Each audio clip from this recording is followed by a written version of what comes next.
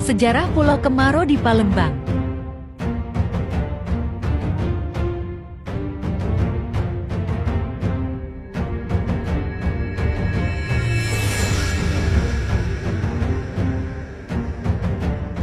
Halo Sobat Asik.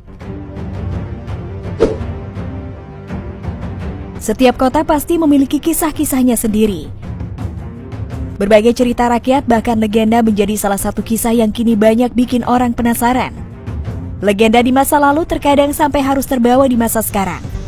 Nah, salah satu kota yang banyak memiliki kisah dan legenda adalah kota Palembang. Jika Sobat Asik berkesempatan untuk datang ke Palembang, Pulau Kemaro menjadi salah satu destinasi yang wajib untuk dikunjungi. Pulau Kemaro terletak di kawasan Sungai Musi dan bisa ditempuh dalam waktu 20 menit dari dermaga Benteng Kuto Besak. Nah Sob, kira-kira seperti apa cerita legenda Pulau Kemaro di Palembang itu ya?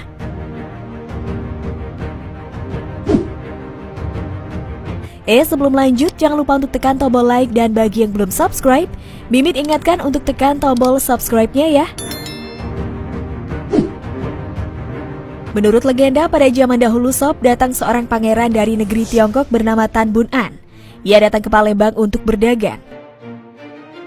Ketika ia meminta izin ke Raja Palembang, ia bertemu dengan putri raja yang bernama Siti Fatimah. Ia langsung jatuh hati. Begitu juga dengan Siti Fatimah. Mereka pun menjalin kasih dan berniat untuk kepelaminan. Tan Bun An lalu memboyong sang pujaan hati ke Tiongkok untuk meminta restu dari orang tuanya.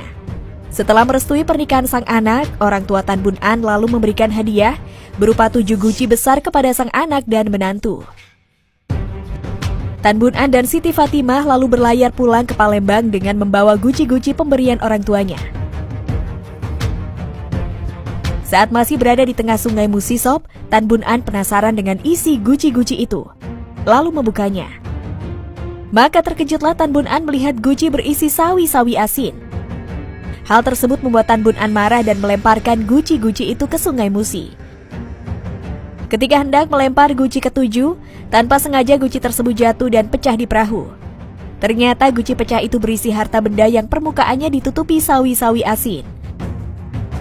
Tan Bun An yang sudah membuang 6 guci lantas menyesali perbuatannya. Tanpa pikir panjang, Tan Bun An segera melompat ke air untuk mengambil kembali guci-gucinya. Melihat hal tersebut, sang pengawal pun ikut terjun untuk membantu majikannya. Untung tak dapat diraih, malang tak dapat ditolak. Tan Bun An dan pengawalnya tak kunjung muncul ke permukaan sungai sehingga membuat Siti Fatimah panik. Hingga akhirnya Siti Fatimah memutuskan untuk lompat ke air dan mengalami nasib yang sama dengan Tan Bun An serta pengawalnya. Beberapa waktu kemudian Sob, muncullah pulau kecil di tempat Tan Bun An dan Siti Fatimah terjun ke Sungai Musi. Pulau tersebut dinamakan Kemaro, yang artinya kemarau karena tidak pernah terendam air meskipun arus gelombang Sungai Musi sedang tinggi.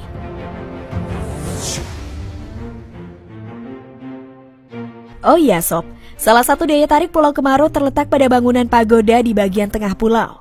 Arsitek pagoda tersebut sangat mirip dengan pagoda ala negeri tirai bambu.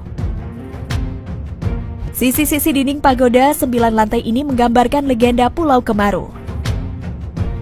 Tepat di samping pagoda Sob ada kelenteng Hok Ching Bio yang lebih populer disebut kelenteng Kuan Im. Di depan kelenteng yang dibangun tahun 1962 ini terdapat makam Tan Bun An, Siti Fatimah dan pengawalnya yang dipercaya sebagai asal-usul terbentuknya Pulau Kemaro.